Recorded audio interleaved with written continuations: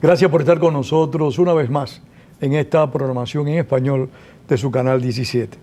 Les saluda Pedro Corzo, periodista de Radio Martí. Les reitero hoy, y trataré de hacerlo todos los domingos, de que visite en YouTube los programas Opiniones. Tenemos en YouTube cientos de programas de opiniones y también muchos programas de Cuba y su historia.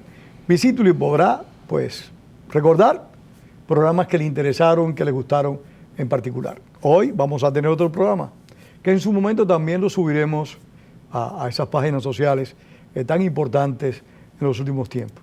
El programa de hoy va a abordar un país muy estrechamente ligado a los cubanos, estrechamente ligados por la historia, porque los acontecimientos de más allá de la mitad del siglo XX determinaron una aproximación estrecha entre cubanos y nicaragüenses, que es el país al cual me estoy refiriendo. Para hablar de Nicaragua, lo que allí acontece, hemos invitado a un destacado periodista de ese país, analista político también, Sergio Bofelli, quien nos va a poner al día con lo que acontece en esa nación centroamericana. Sergio, gracias por estar acá. No, gracias a vos por invitarme y por tomar en cuenta a Nicaragua. Yo creo que tenemos que tomar en cuenta a Nicaragua. Por supuesto. Nicaragua, después de la dictadura de los hermanos Castro, ha sido el país que más constantemente ha estado aliado al régimen de la isla. También ha sido el único país del hemisferio que, cuando Venezuela no pensaba llegar a Nicolás Maduro, tuvo un control del Estado y de la nación muy firme, muy rígido, muy estricto, que fue escenario de la confrontación, como se dice, de la Guerra Fría este-oeste. Así es, quedamos atrapados. Esa es una vocación o un vicio de Daniel Ortega, que es colocarnos siempre, arrastrar a Nicaragua a la geopolítica, a estos conflictos entre potencias que en realidad nosotros como país no deberíamos tener absolutamente nada que ver. Es innecesario, ¿no? Lo mismo está ocurriendo ahora, ¿no? Con esta proyectada construcción del canal interoceánico, con un empresario desconocido chino del que no se tiene récord antes de 2010. ¿No? O sea, el tipo nació en el 2010. Sí, algunos dicen que representa en realidad capital de militares chinos, etcétera, ¿no? Habría que corroborar estas cosas. Sin embargo, es un personaje en realidad prácticamente desconocido. A esto se suma, por supuesto, la relación que tiene Ortega con Venezuela. Y para remate, pues las visitas de Putin, ¿no? Que hemos estado viendo en Nicaragua, que ha ofrecido la protección del canal, entre comillas, y que desde el año pasado mantiene un destacamento de 130 militares en Nicaragua, supuestamente para ayudar a combatir el narcotráfico. Algo que en Nicaragua, Rusia todo el mundo abre los ojos con una gran sorpresa, porque pues resulta curioso, como decía recientemente un amigo periodista en Nicaragua, que Rusia esté preocupada por detener el flujo de narcotráfico que viene a Estados Unidos. Entonces, yo creo que Rusia está en busca del protagonismo que perdió cuando desapareció la Unión Soviética, porque estamos viendo una gran presencia rusa en muchos países de América Latina, pero también una gran presencia de China. O sea, como que quieren competir con Estados Unidos en lo que algunos geopolíticos le decían el patio trasero de Washington. Pero vamos a ir por historia. ¿Qué pasó en Nicaragua? Que pierde las elecciones con Violeta Chamorro Ortega, está lejos del poder, pero vienen dos gobiernos democráticos y Ortega vuelve al poder. ¿Qué es lo que hace posible que Ortega vuelva al poder y qué es lo que hace todavía más posible que ya gobierne más que el Somoza que más haya gobernado en Nicaragua y que tenga más dinero que toda la familia Somoza en su momento juntos? Así es, y compite con el gran capital nicaragüense, compite con la familia Pelas en cuanto a capital y todo lo demás. Ha sido muy hábil en establecer un acuerdo. Muy ladrón también, ¿no? ¿Perdón? Y muy ladrón también. Ha sido muy hábil en establecer un acuerdo con el gran capital nicaragüense, ¿no? Porque en realidad lo que tenés en Nicaragua es un gobierno neoliberal, a más no poder, ¿no? Un alumno además aplicadísimo al Fondo Monetario Internacional que le ha reconocido, ¿no? Su aplicación. Su aplicación, por supuesto. públicamente, ¿no? Y todo lo demás, pero que maneja pues ciertos recursos que los ocupa para un asistencialismo con la población más necesitada, con ciertos sectores, los sectores afines a su gobierno, porque en realidad no causa ningún impacto en reducción de pobreza. Según la CEPAL, ¿no? En un informe de este año, datos del 2014 revelan que en Nicaragua existe un 74% de pobreza multifuncional. Esto quiere decir, porque es una combinación no solamente de ingresos, sino de acceso a salud, de acceso a educación, de acceso a agua potable, a energía eléctrica, y que entonces en realidad tenemos un 74% de pobreza. Entonces, el fenómeno, a pesar de lo que se decía en aquel tiempo, ¿verdad? A pesar de lo que marcaban las encuestas en 1989, que favorecían a Ortega por más de 60%, exceptuando una, ¿no? Que era de Borges y Asociados, de una empresa encuestadora de Costa Rica, con unas elecciones supervisadas internacionalmente, Ortega perdió, ¿no? ¿Y qué pasó? Porque el tiempo, tú sabes entonces, lo que en la televisión, ¿qué pasó? Que regresó al poder. Gobierna doña Violeta, creo que en su afán de reconciliar a la familia nicaragüense, tiene grandes logros, el desarme, el volver a la paz, ¿no? Pero esto a un costo muy alto, tiene que, me parece a mí, tener algunos acuerdos con el Frente Sandinista, entre ellos es legaliza la piñata, que era la repartición de bienes del Estado. Fue la corrupción de bienes del Estado y bienes públicos también, ¿no? Allegados y a ellos, ¿no? De empresas y propiedades y todo lo demás. Y además pues una amnistía pues generosa para todo el mundo, ¿no? Algunos dicen, bueno, que en aras de la gobernabilidad, que esta es una palabra que después quedó gastada en Nicaragua, este asunto de la gobernabilidad. Yo creo que está gastada en todas partes en América Latina. Hombre, y entonces Ortega ofrece gobernar desde abajo, le ofrece a sus simpatizantes y pasó pues todo el gobierno de doña Violeta promoviendo huelgas, azonadas, gente en las calles. Desestabilizando el país. Por supuesto, y así pues protegiéndose y obteniendo ciertos beneficios. Después siguió Arnoldo Alemán. Ante ciertas debilidades de doña Violeta, Arnoldo Alemán esgrimió un discurso bien radical, bien directo, frontal contra Ortega, y entonces se posicionó pues rápidamente como el candidato ideal. Había sido alcalde de Managua, ¿no? Alcalde de Managua, ayudó a transformar Managua, sin duda alguna, no con fondos propios, pero con mucha ayuda internacional. Y se rumoraban algunas irregularidades de él y sus allegados en la alcaldía. Y entonces llevó como vicepresidente a Enrique Bolaños, un hombre con un gran prestigio de la empresa privada y todo lo demás. Y esto le salvó pues esas deficiencias que se notaban ya en Alemán. Y entonces ganó las elecciones, ¿no? Gana las elecciones, pero muy poco tiempo después quiere llegar a un acuerdo por el mismo asunto de gobernabilidad con Ortega, ¿no? Y hacen unas famosas negociaciones y al final reforman el Estado completamente.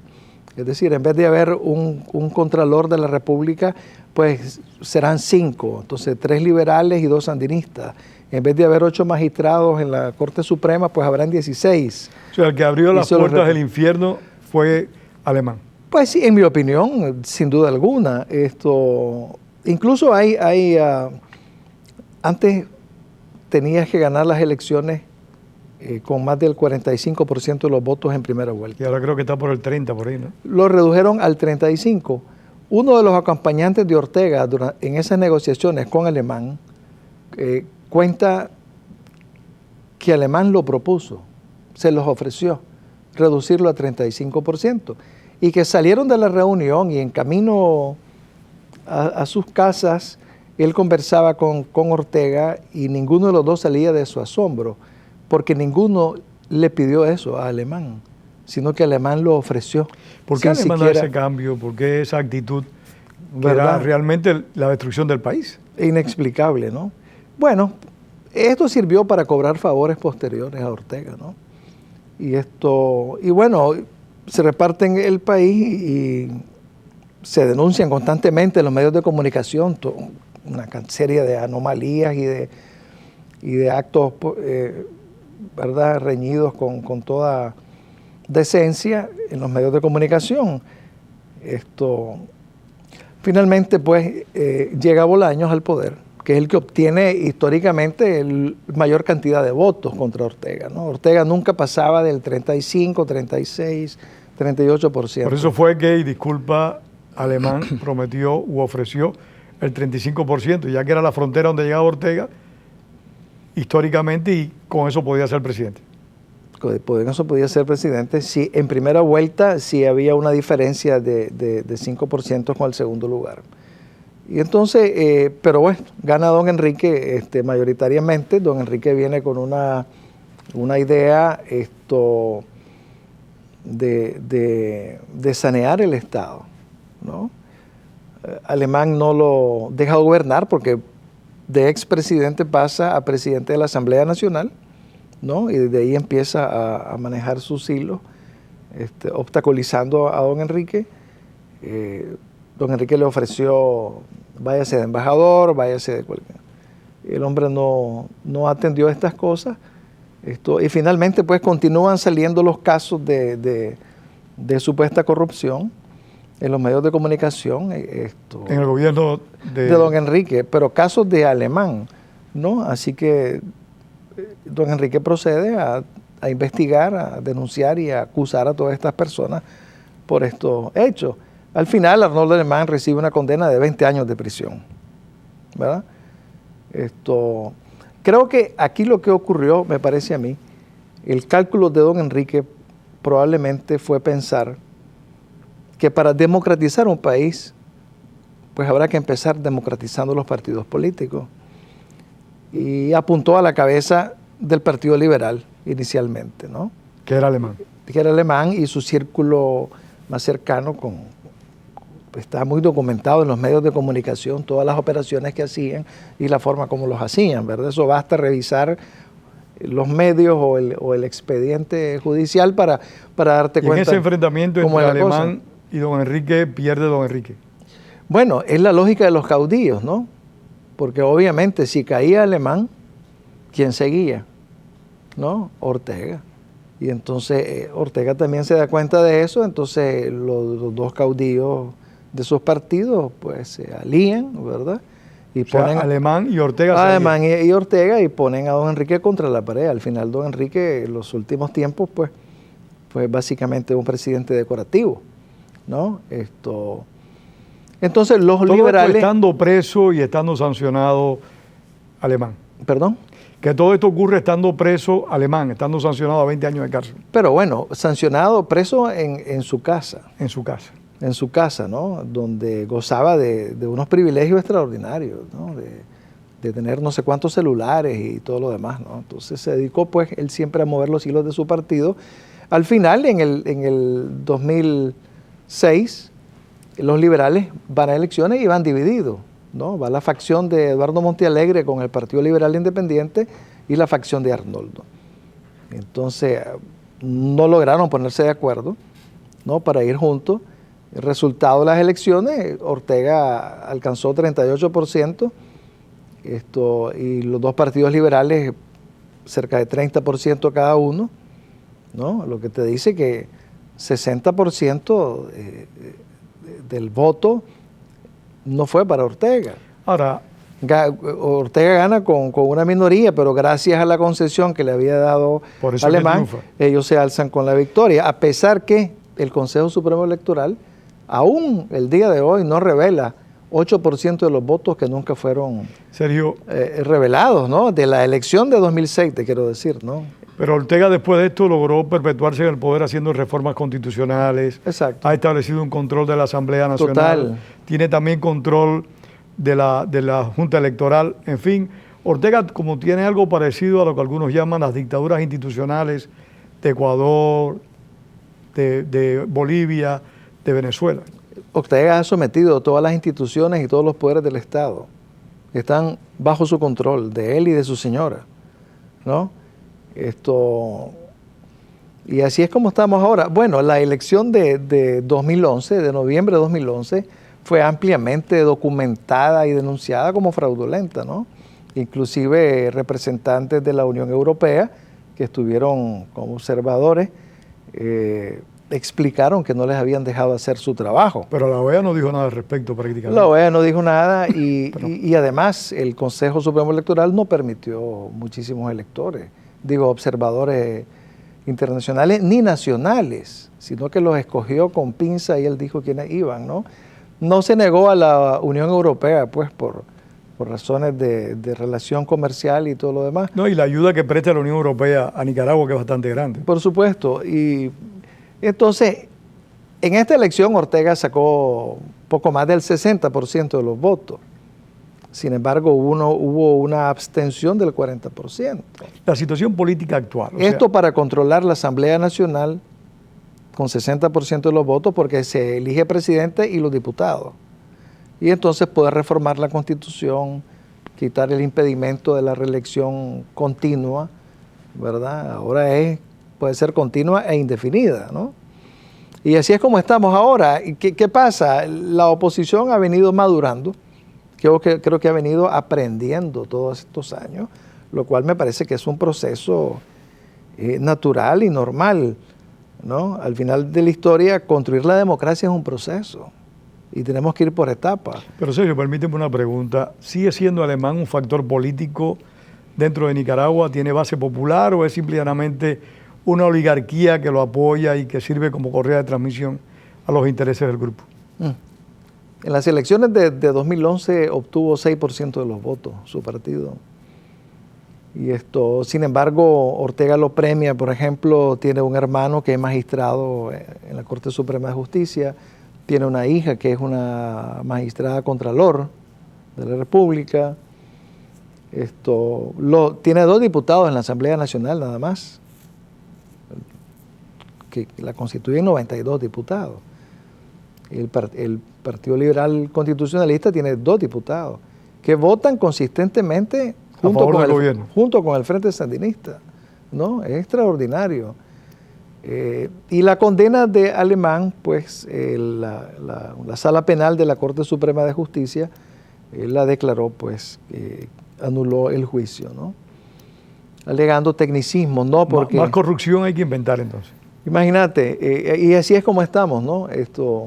Sin embargo, yo soy optimista, ¿ves? Porque todo viene siendo un proceso, la gente viene madurando, viene observando. Ortega ha cometido gravísimos errores en violaciones a derechos humanos brutales, ¿verdad? Pero a la prensa, disculpa Sergio, como que en cierta medida tiene los ojos cerrados ante lo que pasa en Nicaragua. Uno prácticamente no ve ninguna información sobre lo que ocurre al interior de Nicaragua. Bueno, han ejercido control sobre los medios de comunicación. Solamente un canal de televisión es independiente. Todos son de la familia Ortega, tengo entendido. La familia Ortega o allegados a la familia Ortega o socios de alguna manera con los señores Ortega. Y entonces son canales de televisión que transmiten cualquier cosa menos crítica ¿Y la prensa escrita? Al gobierno.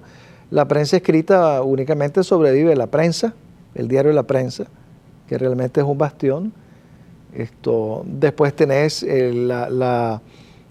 la revista digital Confidencial de Carlos Fernando Chamorro, y en televisión sus programas de esta semana y esta noche, que son una tremenda audiencia, ¿no? Y por la radio tenés Radio Corporación, ¿no? Básicamente. Eso es lo que tenemos como medios independientes.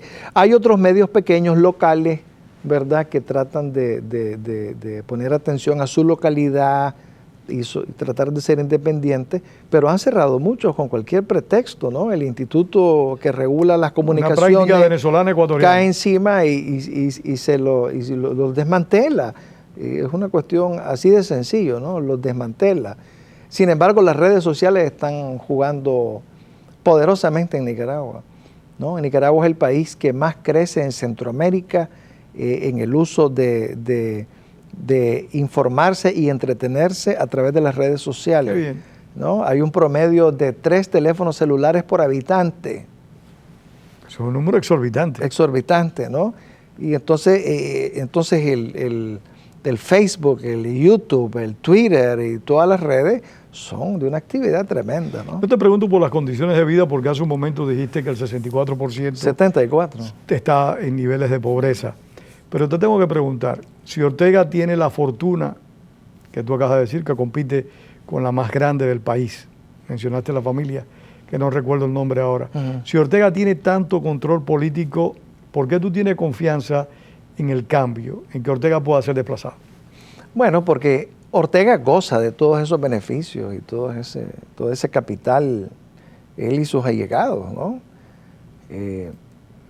Hablan de que estamos creciendo 4.5% y lo presentan como un logro. Durante el último Somoza, por 15 años consecutivos, Nicaragua crecía como promedio más del 6% anual. Esos indicadores de la macroeconomía no son garantía de la estabilidad de mejores condiciones de vida de la población. De ningún gobierno. El ahogamiento de la democracia es lo que pone cualquier gobierno de esto sobre el filo de la navaja. Entonces, a nivel macroeconómico, te pueden hablar que estamos bien, que están pensando, se está desarrollando el turismo, ¿no? Estamos exportando a Venezuela carne, esto, todo lo demás, etcétera. Pero sobre la mesa de la gente, ¿verdad?, no está llegando nada de esto, ¿no? Y entonces, en Nicaragua lo que necesita son elecciones limpias, transparentes, bajo observación internacional. Las encuestas, porque en esto son maestros en la manipulación de la información y todo lo demás, ¿no?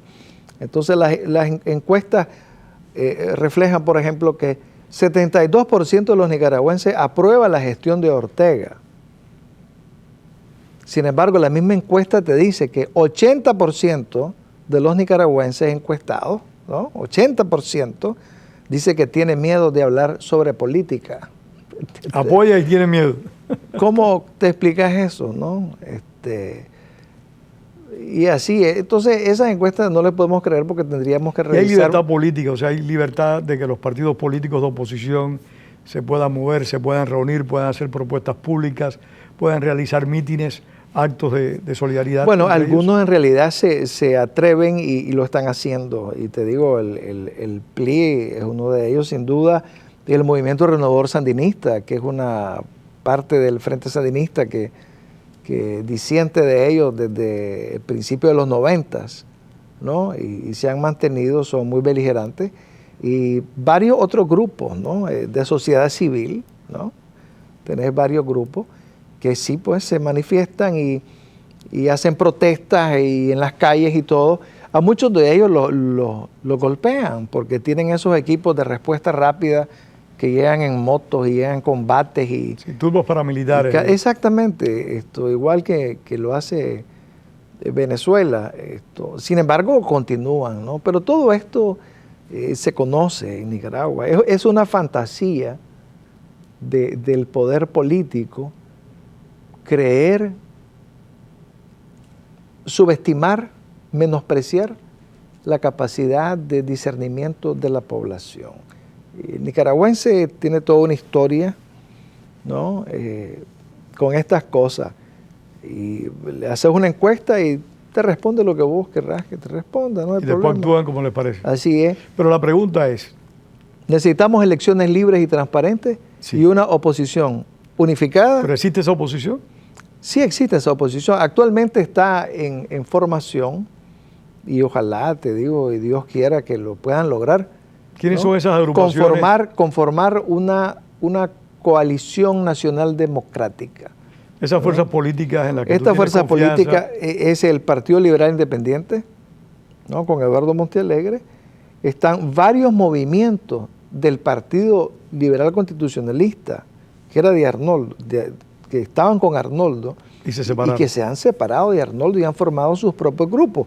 Son varios, quiero que sepas, son varios. O sea, Arnoldo ha perdido muchísima gente, ¿no? Y además han hecho un acuerdo con la resistencia nicaragüense, ¿no? Los excontras que habían formado su partido político tuvieron problemas de divisiones, etcétera, porque en eso Ortega también ha sido muy hábil para dividir y someter a mucha gente, pero estos comandantes de la resistencia que se mantienen, también pues se han sumado a esta coalición. Se dice que están trabajando activamente para sumar al resto de... ¿Cuándo son las elecciones? De grupos y partidos políticos que debería incluir al Movimiento Renovador Sandinista. Hay que formar un solo grupo. Ahí donde está Dora Telles, está Sergio Ramírez. Sí, y bueno, Sergio Ramírez se ha retirado, pero sí está Dora María Telles y otras personas, y tienen mucho éxito con los jóvenes, y son los que han ofrecido una resistencia en las calles valiente. ¿Cuándo son las elecciones? Noviembre 2016.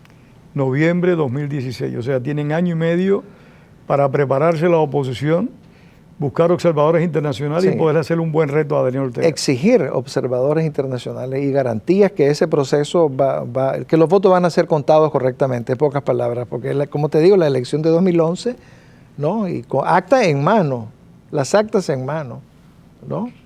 Con resultados muy distintos de los que reportaba el Consejo Supremo Electoral. Vos sabés que las actas en Nicaragua pues son manuales. Entonces, el reporte de las actas y las firman todos los que están sentados en la mesa electoral. No están utilizando las famosas máquinas electrónicas estas que permiten muchas cosas. No, son manuales. Y lo que hacen es que después por fax envían ¿Cuál es la población de Nicaragua en este momento? 6 millones de habitantes, de los cuales más de 1 millón estamos fuera. Mayormente en Costa Rica, Estados Unidos, España, Panamá. En 2014 los nicaragüenses en el exterior aportaron 1.135 millones de dólares. Es una buena cantidad de dinero. Para Nicaragua sí, significa 9.5% del Producto Interno Bruto y equivale al 50% de las divisas que generan las exportaciones de Nicaragua. Sin embargo, el Estado de Nicaragua no tiene políticas para proteger o beneficiar a los migrantes, a los que están en el exterior, que son más de 1 millón de personas. Sergio, se nos acabó el tiempo. Gracias por haber estado aquí y gracias a ustedes por haber compartido con nosotros la tarde de este domingo. Y recuerden, como decía el apóstol José Martí, la palabra es para decir la verdad, no para encubrirla. Le doy las gracias a Sergio Boffelli y a ustedes por participar con nosotros en este programa. Gracias.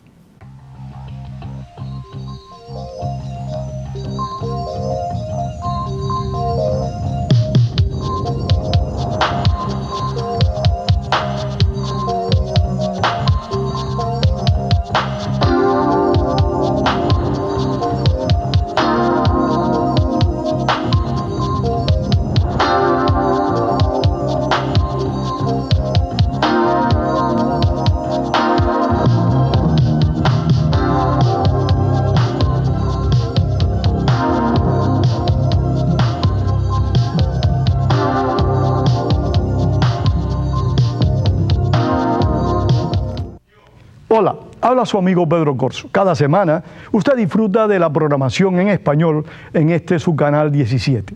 Esto no sería posible si no es por la ayuda financiera que usted le da a este canal 17. Envíe a este canal hoy P.O. Box 12500 Miami, Florida 33101. También se puede hacer en nuestro sitio web en wlrn.org. Muchísimas gracias.